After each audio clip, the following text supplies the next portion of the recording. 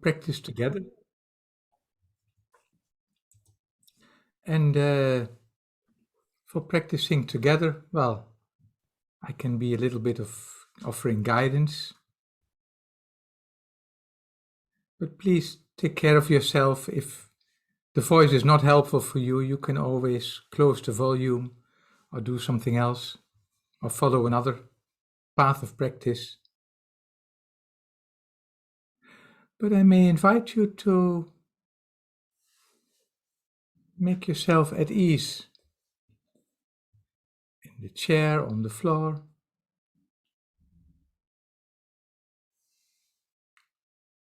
If you wish, you may close your eyes or otherwise keep them open with soft gaze.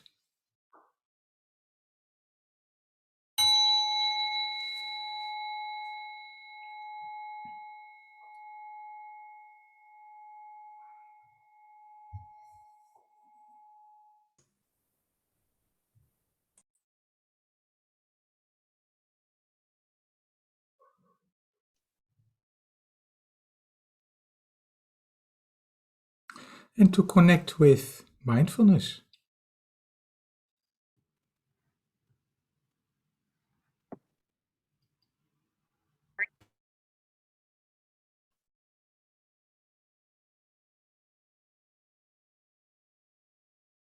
Acknowledging the sitting, breathing body.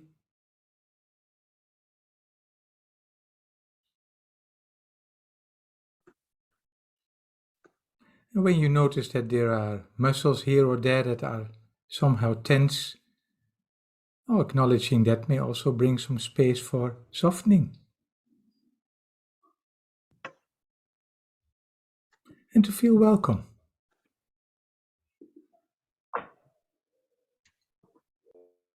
In this nice space that the Eamba has been offering.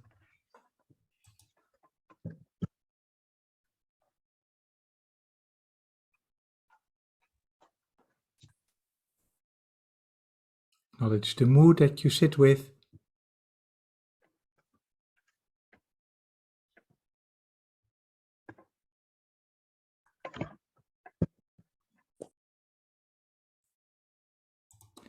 There will be moments of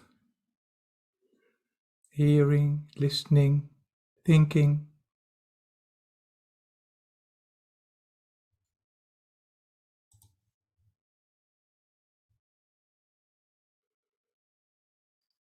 Physical sensations that may be acknowledged. And sometimes just acknowledging these, or sometimes it may be helpful to kindly change the posture.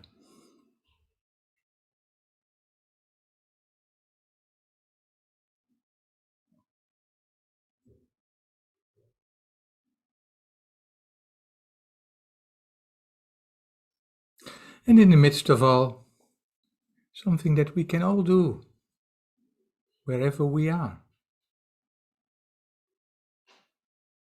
is connect with the breathing movements when there are no clear experiences, or as an inner resetting when that's helpful.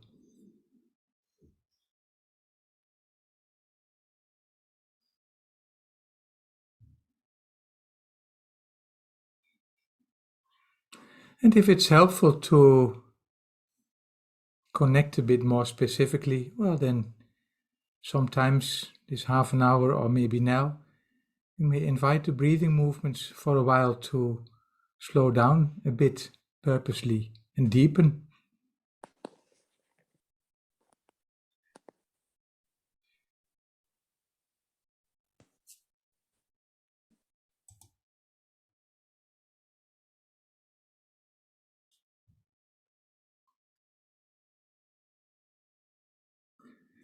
And when that's had enough space, then you may not need to influence the breath anymore.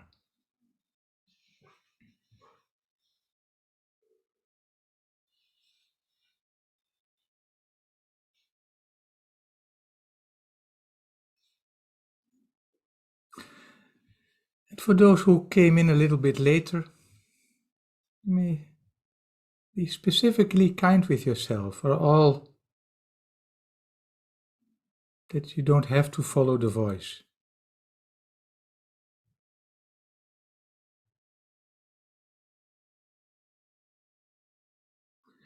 Because I would like to offer a practice that may be particularly helpful in this time, that can be called a difficult time for so many.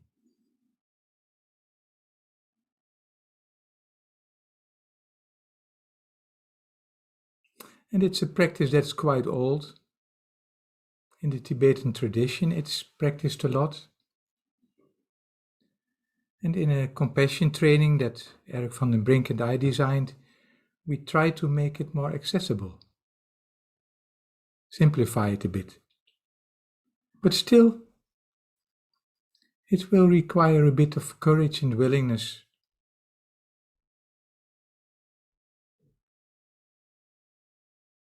And you may be compassionate if you notice that there's no space for that. Then you can always go back to simply sitting with mindfulness or with a kind wish to yourself.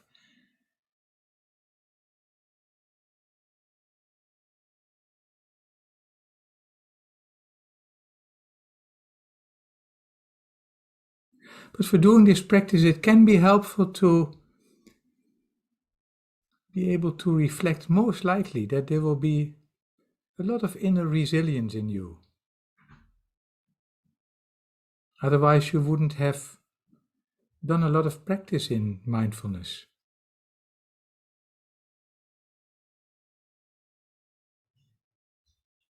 And that there are also the beautiful moments in life. But you're invited to explore a difficulty. A difficulty in your life.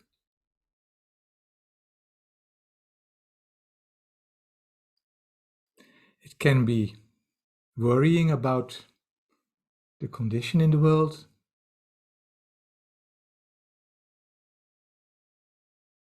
But it can also be a specific difficult emotion that you meet more often now, or maybe you experience it now. Like fatigue or tension, tenseness, sadness or anger, a dilemma, or just something stressful.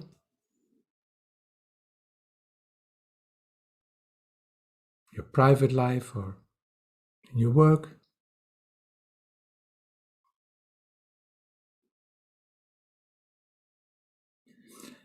And no need to choose the heaviest stone there. You can really choose something lighter. You can do something heavier, but see what's manageable for you.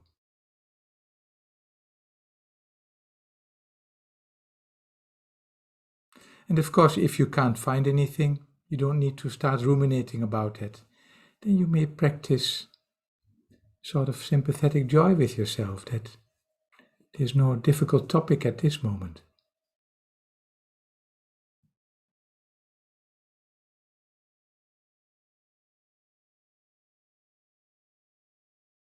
But if there is a theme that you're open to explore with a sort of an experiment, you may either imagine as if that difficulty is placed somehow in front of you at this moment, on an agreeable distance for you. Or if that's a bit fake for you, you may also just connect with that difficulty as it can be sensed at this moment.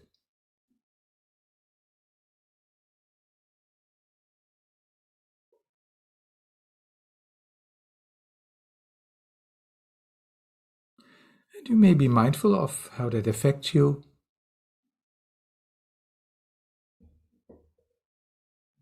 And it's fine to stay with that.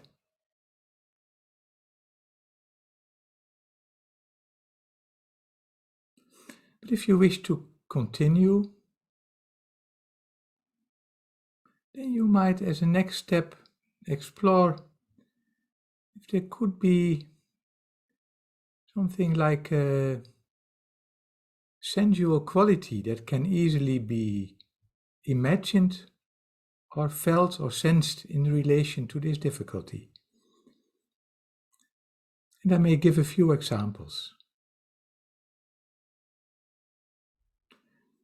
It could be that you very easily imagine a dark color around this difficulty, or that without trying very hard, that by itself a sort of an image arises expressing something of this difficulty.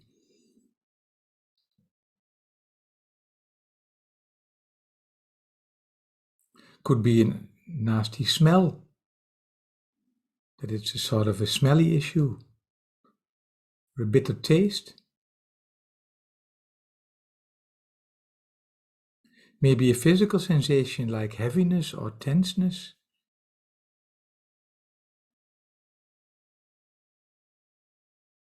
Or the emotional atmosphere around it, like a sort of a fatigue atmosphere, or something like anger, disappointment.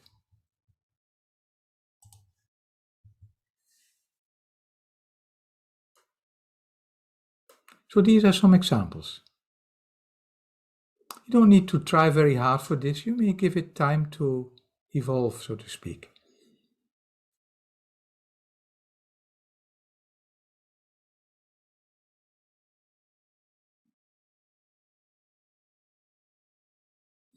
And then to do something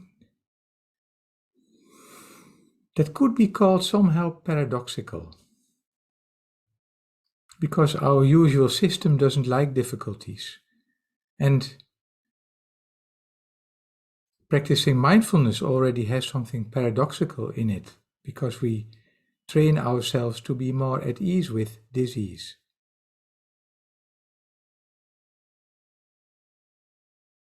But now one step further, and not to get rid of something, but much more like an open experiment.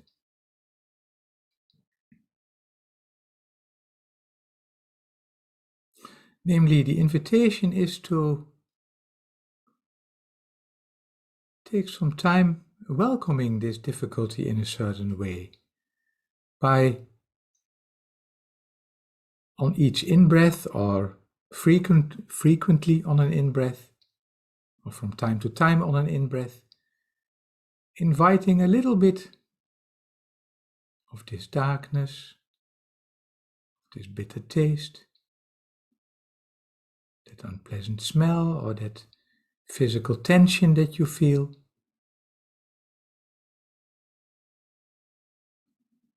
That emotional atmosphere, or worry or tiredness or disappointment. Welcoming little bits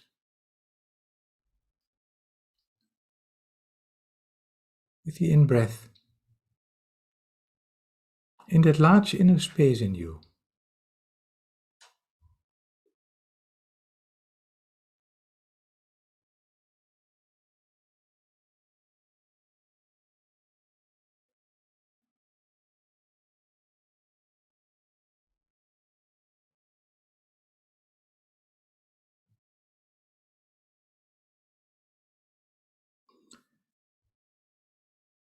And you may be mindful of how that affects you physically and emotionally.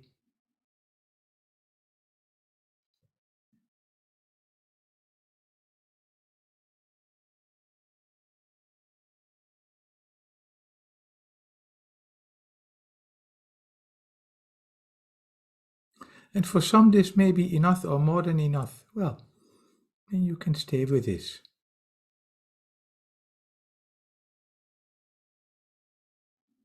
Just go back to sitting with mindfulness, or with a kind wish to yourself.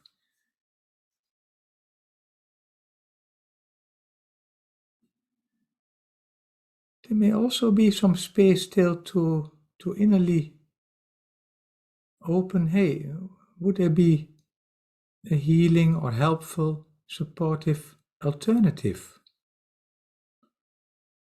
that can then gently be shared with the out breath?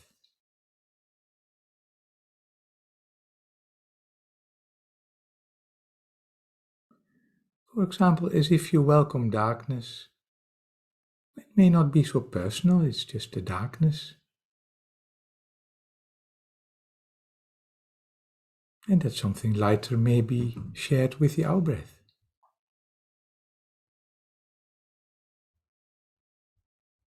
Welcoming physical tension with the in-breath, gently. And there may be some space for kindness or softening on the out-breath.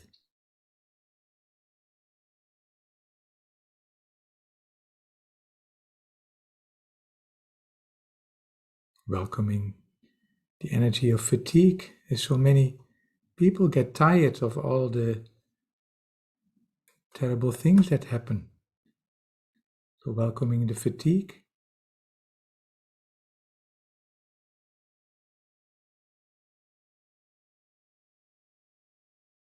And there may be some space for inner ease or something else.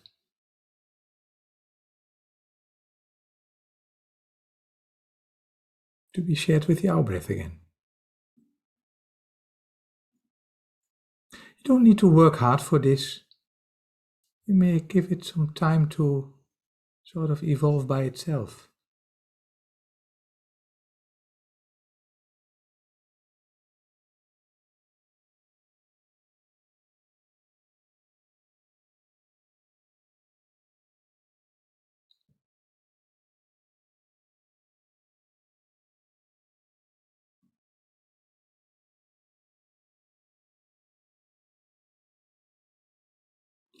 Well, how does that affect you?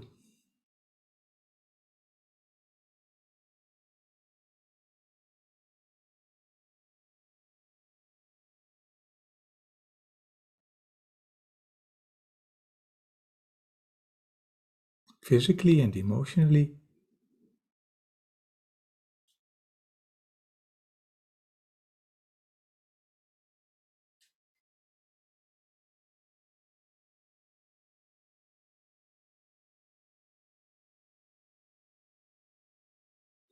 And how does that affect the relationship with the difficulty you explore?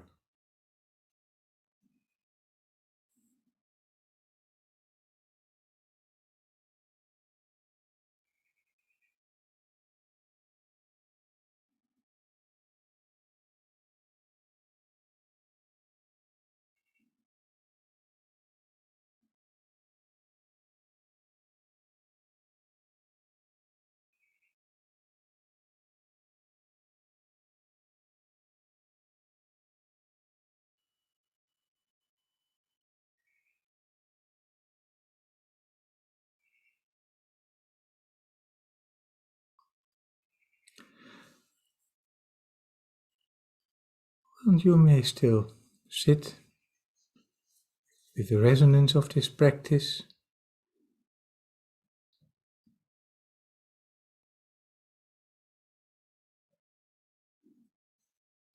That in the tradition is often called Tonglen, or we name it more in the MBCL program as compassionate breathing, or maybe Tonglen 2.0.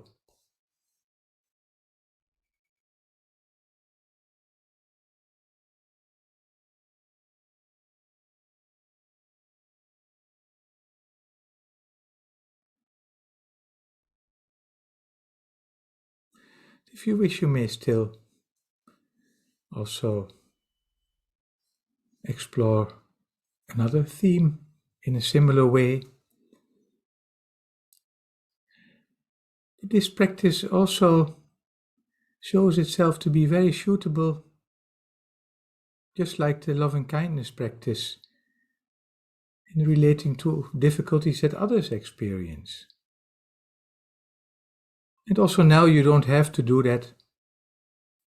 If it's too much for you, you can always go back to just sitting with mindfulness.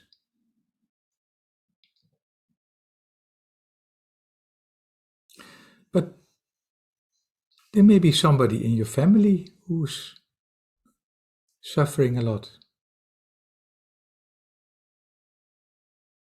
or a client who feels hopeless, or you may connect it with suffering that people in Ukraine experience. The fear, confusion, the insecurity.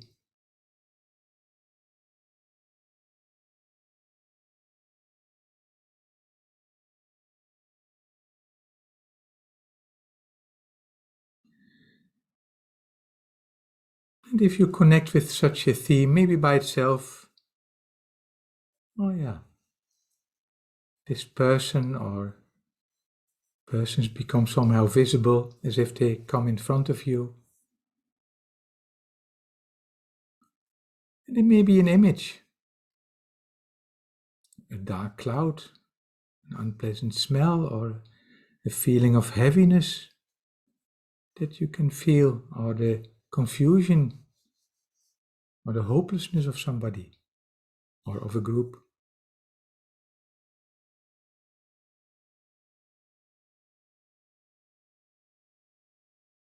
And just acknowledge that. Or if you wish, then little by little, on each or from time to time on an in-breath, just a little bit welcoming that difficulty as it can be sensed or imagined by you at this moment. In that large inner space in you.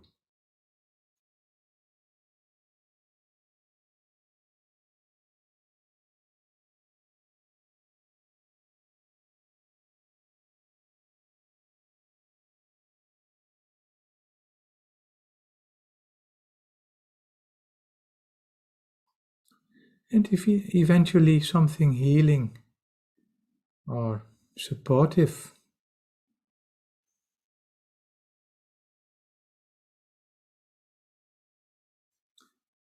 may be shared with the out-breath.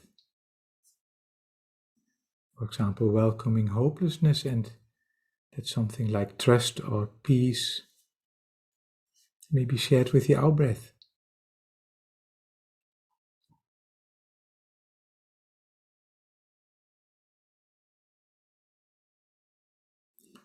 Welcoming darkness and sharing something lighter or something more hopeful.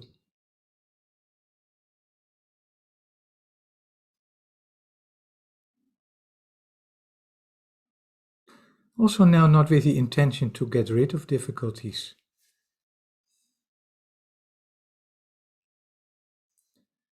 but as a way of relating with it in a specific way.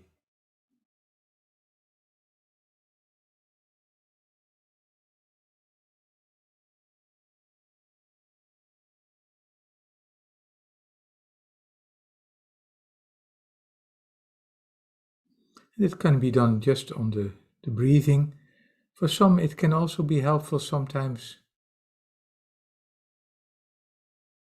to make use of one or both hands a little bit. For example, making a simple receiving gesture, welcoming a difficulty, and a sharing gesture when you breathe out again.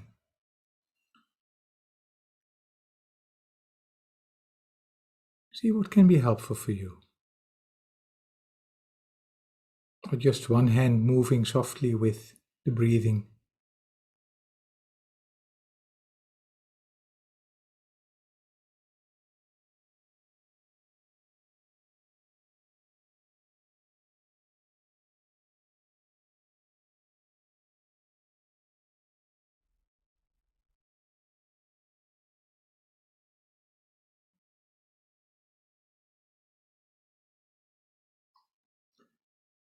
And this can then be a way in situations where we cannot have a lot of control, but that we can still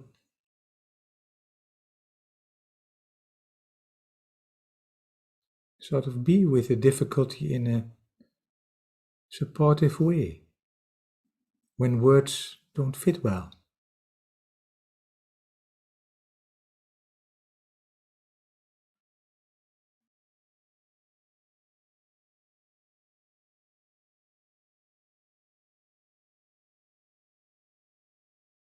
I realize I've spoken a lot of words myself. Now, still a few minutes, just maybe sitting together in silence with this practice or another practice that fits you well at this moment.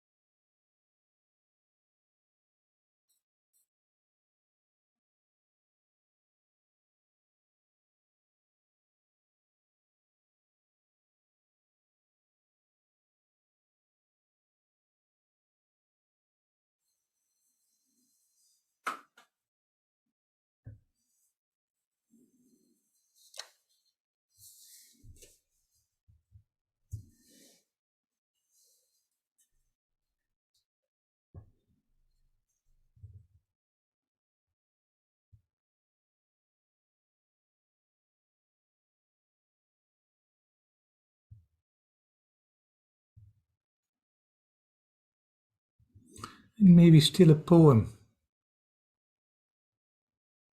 by John O'Donoghue. It's called Blessing.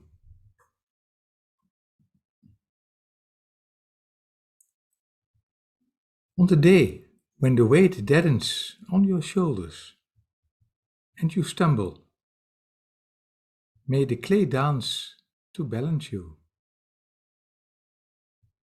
And when your eyes freeze behind the grey window and the ghost of loss gets into you, may a flock of colors, indigo, red, green, and azure blue, come to awaken in you a meadow of delight. When the canvas frays in the curragh of thought, and the stain of ocean blackens beneath you, may there come across the waters a path of golden moonlight to bring you safely home. May the nourishment of the earth be yours. May the clarity of light be yours. May the fluency of the ocean be yours. And may the protection of the ancestors be yours. And so, may a slow wind work these words of love around you, an invisible cloak to mind your life. And so, may a slow wind work these words of love around all the people suffering from the war, an invisible cloak to mind their life.